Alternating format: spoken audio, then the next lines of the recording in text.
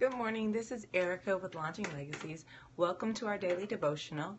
Today we are going to continue our series on feet, and we're going to talk about how Jesus washes feet. So yesterday I showed you an image of the feet of Jesus that was on my wall, and today we're going to talk about how Jesus washes feet.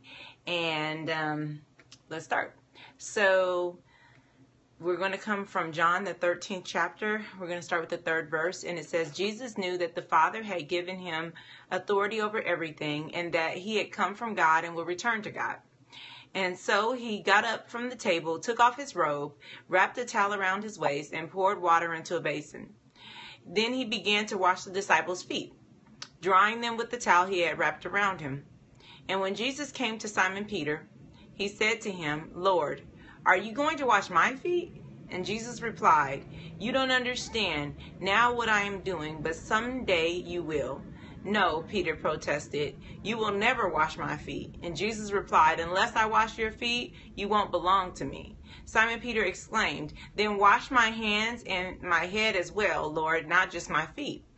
And Jesus replied, a person who has bathed all over does not need to wash except for the feet, to be entirely clean. And you disciples are clean, but not all of you. For Jesus knew who would betray him. That is what he meant when he said, not all of you are clean. After washing their feet, he put on his robe again and sat down and asked, do you understand what I was doing? You call me teacher and Lord, and you are right, because that is what I am. And since I, your Lord and teacher, have washed your feet, you ought to wash each other's feet. I have given you an example to follow. Do as I have done to you. I tell you the truth. Slaves are not greater than their masters, nor is the messenger more important than the one who sends the message. Now that you know these things, God will bless you for doing them. Okay. So what's happening here? Jesus is preparing for his death, and he's sending another message to the disciples as it's time for him to go. Really, I mean, Jesus is a teacher, and he says that here, and he says, you call me teacher, and you're right, because I am. But he's always teaching these disciples because he knows he's about to be gone. He knows that they need instruction and understanding of what's about to happen next. And so the feet washing that Jesus partakes in here is really important, because the reason why Peter didn't want Jesus to wash his feet is because that's what a servant would typically do for the guests who were coming in to a banquet, because of course they didn't have the roads were not like paved with asphalt. There was dust everywhere. And so for a person to come in to prepare to eat, they needed their hands washed typically and their feet washed. And so when the foot washing process comes, like maybe they wash their own hands. I don't know how they wash their hands because that's not a part of this example, but definitely that would have been a part of their coming in, washing their hands and then having their feet washed by a servant. But Jesus decides to wash their feet because he's trying to show them the servanthood in leadership. And so he's like, listen, I'm going to go away. You're right. I've been your teacher, but I'm going to go away. I want you to understand this though. If you're going to serve someone, if you're going to lead someone and be responsible for them, then you really need to be the servant of all. You need to be able to wash their feet. You need to be able to humble yourself into the position of preparing them for whatever work they're about to do. And so he says that the messenger is no more important than the person who delivers the message. And so neither one of them have more significance than the other. The important thing is that they play different roles. And so he's saying, I want you to play the role of a servant. As you think about going into ministries, you become what they will become later called Christians. You're representing this idea of servanthood. You're representing me going forward. So don't forget that I am a servant. That's what he wants you to say. I mean, to understand when he's doing this, he's like, don't forget that I'm a servant, and God is going to bless you for being a servant as well. And I want you to move forward in that way. But many times this can be a hindrance for people, right? We talk about the foot washing, and I remember the church I was raised in, we did foot washing. That was a part of the crucibles of our church was communion, foot washing. And every doctrine has, every denomination may have different ways that they practice these types of things. But I remember there were some people, I don't wash feet, I don't have anything. And it was like kind of like a big deal about washing feet. Now, of course, they were probably thinking about germs and bacteria or whatnot.